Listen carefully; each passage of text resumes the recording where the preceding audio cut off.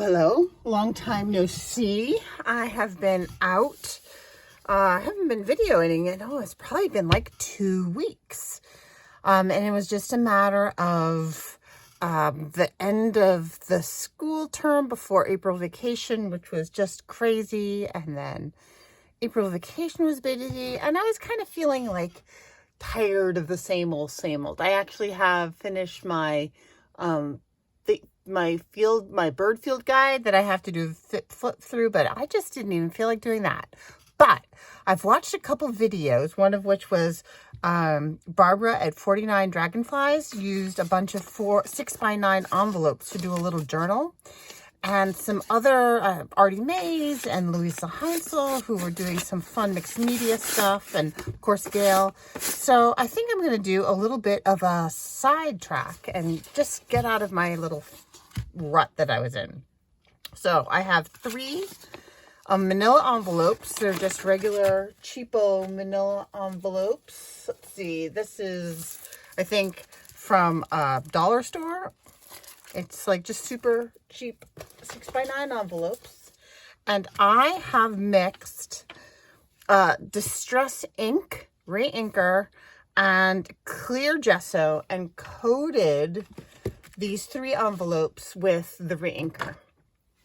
So now what I'm going to do is I am going to pick which one I want to be my front.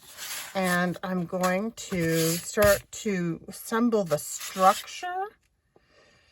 And I'm looking at this side because I want the envelope to fold behind. And it doesn't really matter. I probably shouldn't perseverate over it because it's all going to get covered. So I think I'm going to use this as my main cover. So I am going to, you know what? I want to cut off the edge because I want this edge to be open.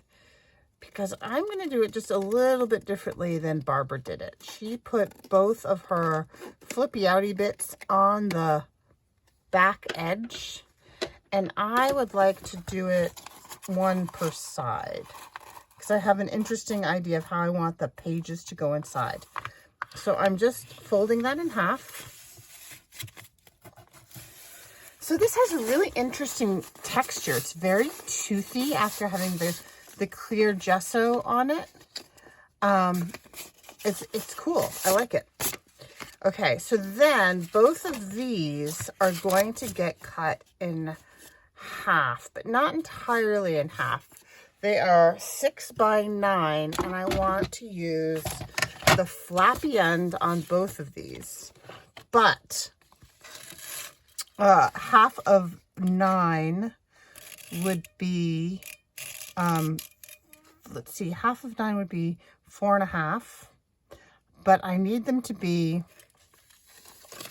a little bit less because they're going to fold in and I don't want them to crash against the spine. So if I go from here, I'm going to do them at 4. And that way they won't crash against the spine when I fold them in.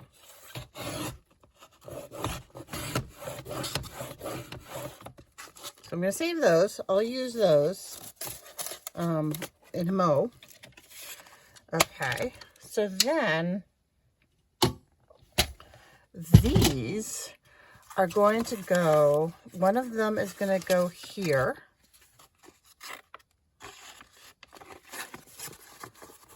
Like that. See, because I left it a little bit short, it's not going to crash against the spine there. And then this one will go here. No crashing, and that will fold. I suppose I could leave that open.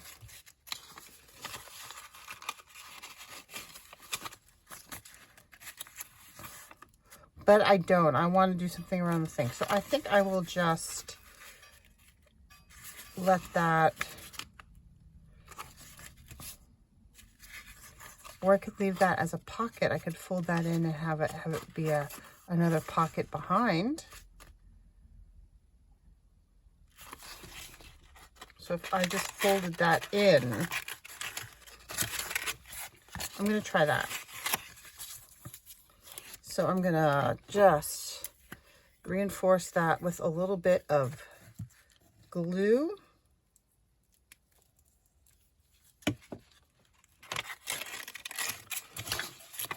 Like that. And that also allows you to see that. And then this one is going to be just along the inside. So I'll reinforce that with some glue.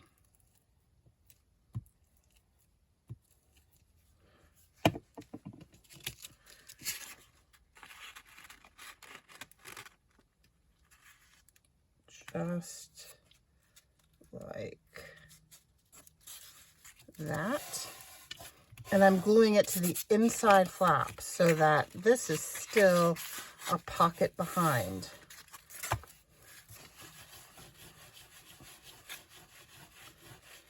I need my baby wipes. Okay, and then on this one, I'm also going to glue this. Am I going to glue this so that it is a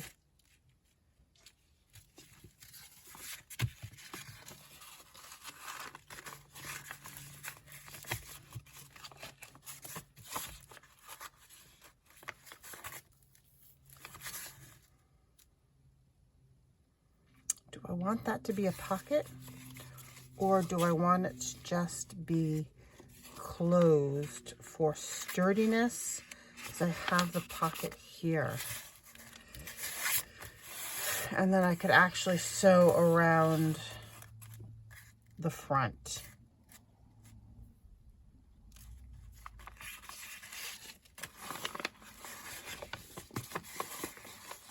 I think that's what I want to do. And I think I will actually glue this together.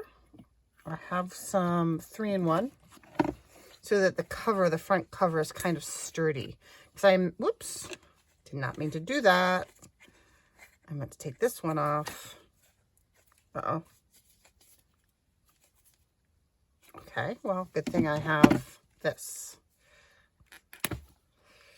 So what happens when you don't craft for a couple weeks, all of your glue gives you problems.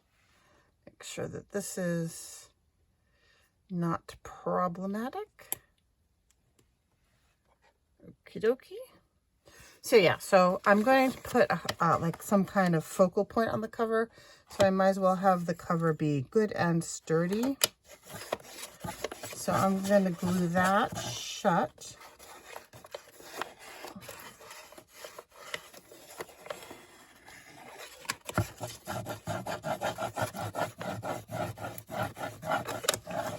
And then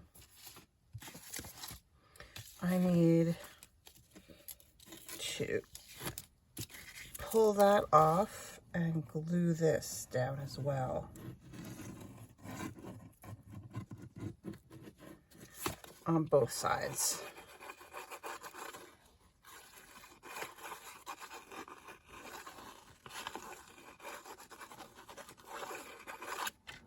Okie dokie. So then, let's see, like this. Yikes. Quickly before it dries.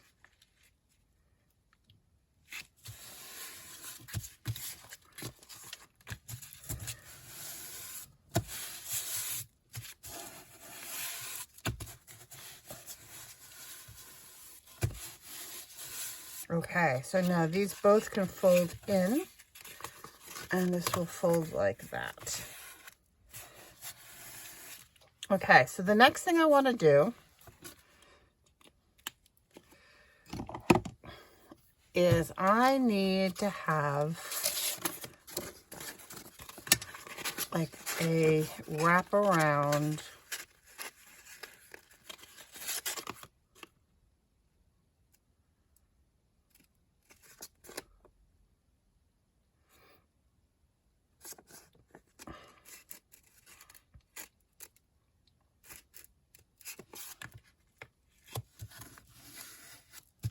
cover Do I want it like that? That won't be long enough. I need to have it like that.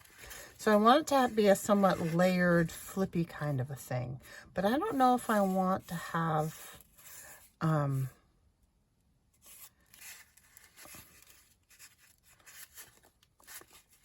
going to wait on that.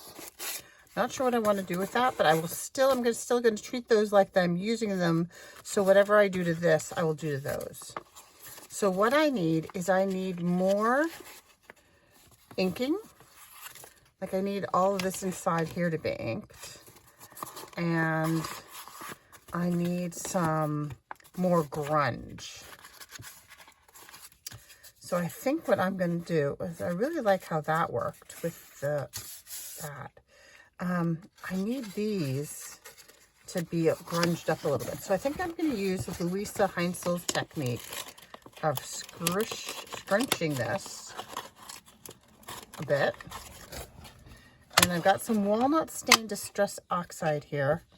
And I'm just going to smoosh that onto my glass mat. I wonder if I'm needing some more of this. And I have some water.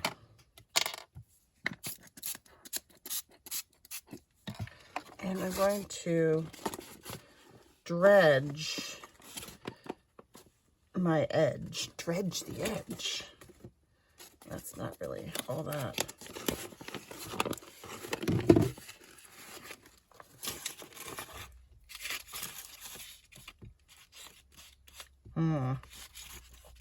It's very light. It's okay. What else can I do here to make it less light? I don't think I have any great inker. At least not at hand. Okay. So let's try the same thing over here. There we go. Oh, there we go. It just needed a little bit of convincing there with some juice.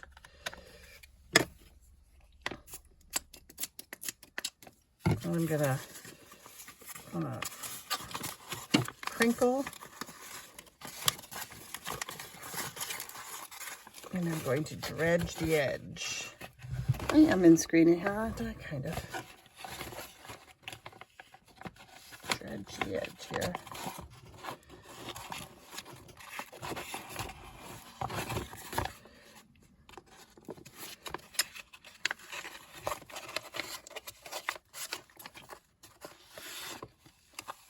Okay, definitely dredged, and I'm going to do that with all my edges.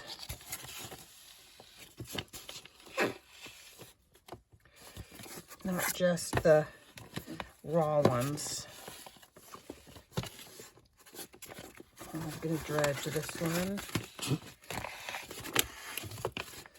and these, and oh, I've lost track of how I'm doing this. Okay, and then this all gets dredged.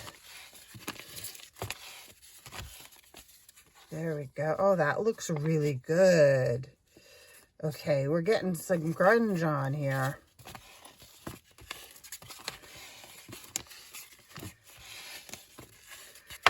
So remember, I did this in Vintage Photo, which has a definite orange tint, and then the walnut stain has a much bluer tint. So together they make it look really good. Okay, so I need to do that for these two as well. Oh, there we go. It just needed a little convincing, a little moisture, I think. Like you can see how all the different mixtures in that formulation come together when you spray the water on it. I'm going to dredge the edge here.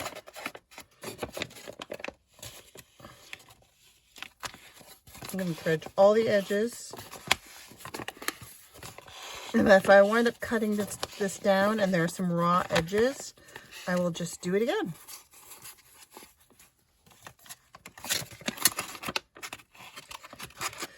So I hope you are all have been well. I hope you all had a nice holiday weekend. No matter which holiday you celebrated, apparently they all happened this weekend at the same time. Easter and Passover and, is it Eid, I think? Or is it Ramadan? Maybe it was Ramadan. All were happening simultaneously. And I saw somewhere, I saw on Facebook that only happens once every 33 years, which is kind of cool. I want this to be super grungy. So I think I'm going to extra grunge up these. And because these are coated in the clear gesso, it should, I'm hoping that later on when I do some splatters, it will pick up that distress oxide. The way Louisa has shown us. Okay, so I'm just going to dip and sploosh.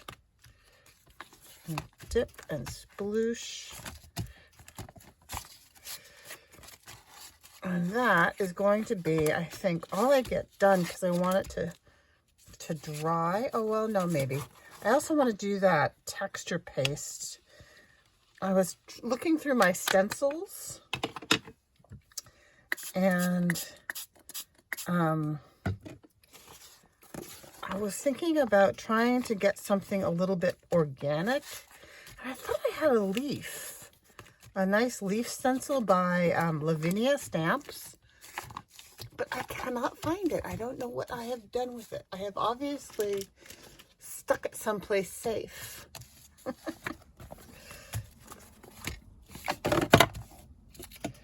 So this is good. I'm really enjoying how sploogey this is coming out on here.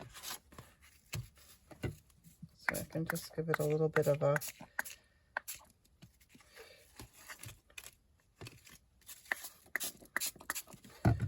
mop up.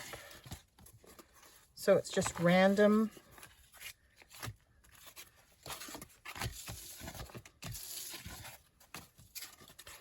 And layered.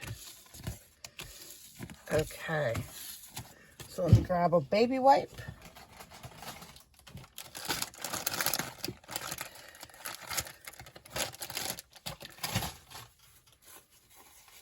We actually had a very small Easter. We went out to dinner with my mother-in-law and my husband's cousin and her husband and one of her 3 boys. And neither of my kids were there because my son is helping deliver a sailboat from the Bahamas to Florida. So he's not suffering.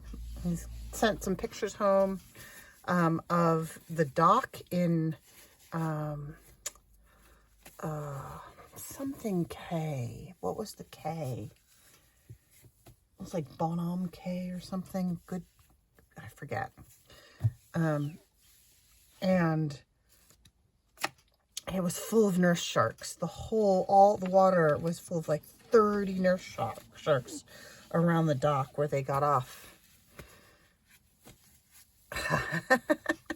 You can see how there's a lot of blue in that. Yeah, that's fine. It's all good. Okay, so what I wanted to do is, let me give this a little bit of a dry. So fast forward for just 1 second.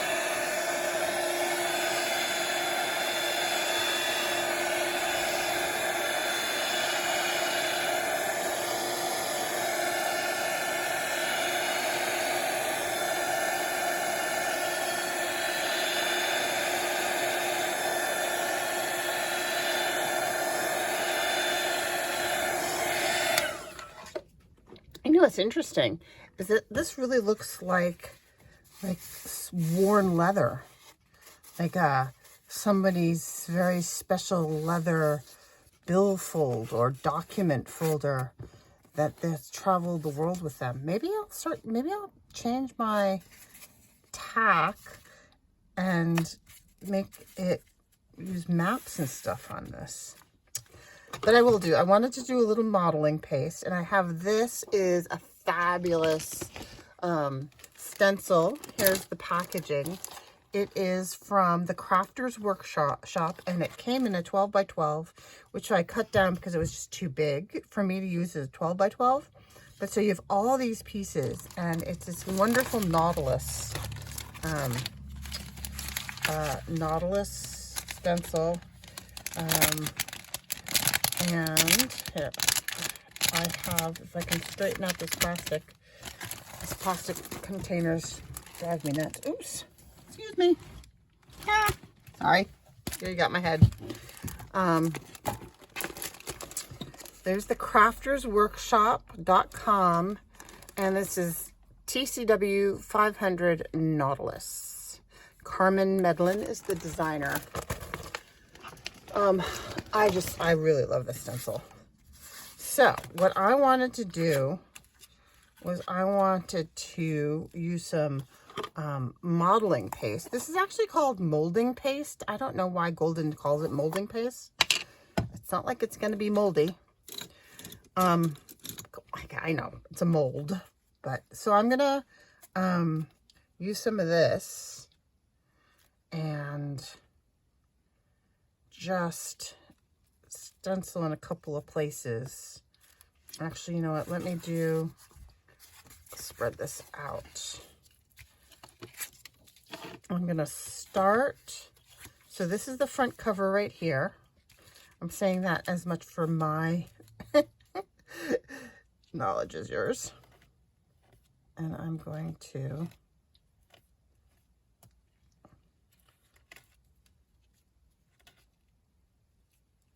it's very sticky. There we go. One there.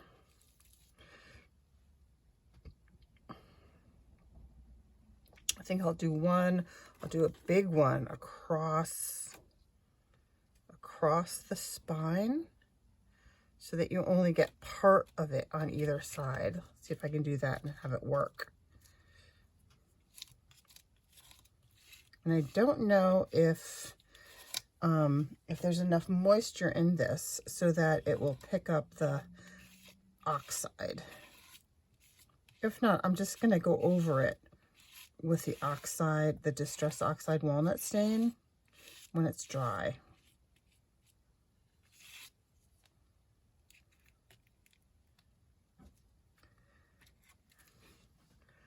Okay, and then I also have some Crackle Paste, and I thought I would try some with the Crackle Paste too. So let me put that aside and grab a baby wipe.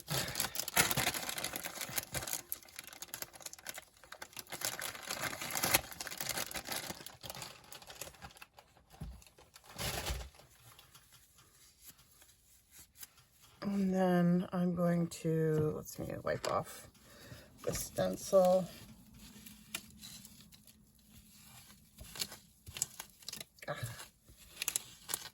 I know I probably should have done that on a scrap piece, but I don't know what I want to use it yet. Okay, so dry wipe.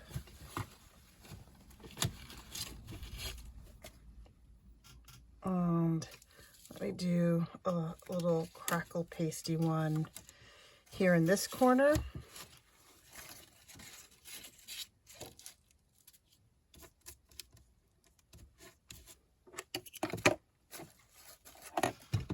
So this is Golden Crackle Paste. I think it is picking up some of the color.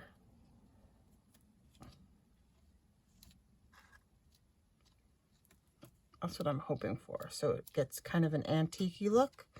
And I have had moderate amounts of success with this Crackle Paste. Apparently you really need to lay it on thick for